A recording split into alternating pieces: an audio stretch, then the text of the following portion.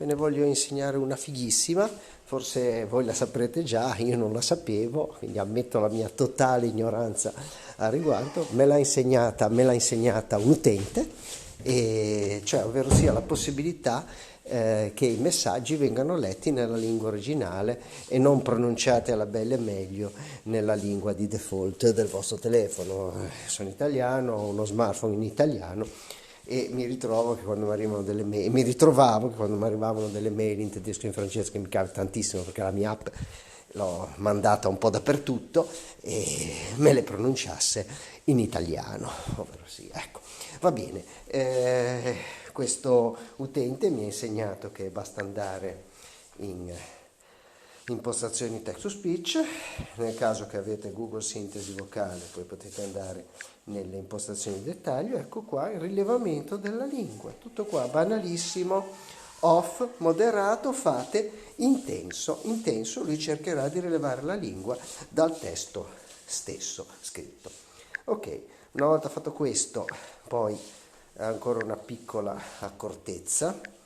Ecco, per evitare che poi, siccome io scrivo normalmente di default nella lingua, ecco sì, andate, scusate, nelle applicazioni, per esempio, prendiamo Gmail, ma poi lo dovete fare in ognuna delle tasto ingranaggio, ecco qua invoke, non lasciate messaggio Gmail da, che poi è italiano e poi rischia di leggerle tutte in italiano, lasciate Gmail title text, così tra il titolo e il testo ovviamente ci sarà scritto nella lingua originale e lui molto probabilmente riuscirà a riconoscerlo. Non è garantito, ma la maggior parte delle volte ce la fa. Controprova, ecco qua per esempio, partiamo con questa che mi è arrivata da un utente spagnolo. Email Michelle Yani, ayuda, mi apreciado amigo, voy. Ok, poi me ne sono mandata una in inglese. Gmail me, hi my friend, hello my dear friend. Ok, poi ne ho mandata una in francese.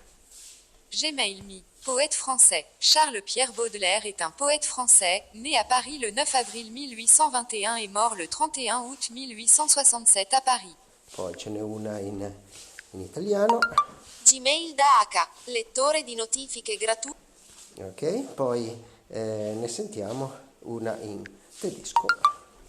Gmail me, umfassende Perspektive. Kant schuf eine neue, umfassende Perspektive in der Philosophie, welche die Diskussion bis ins 21. Ok, carino, vero? Ciao a tutti.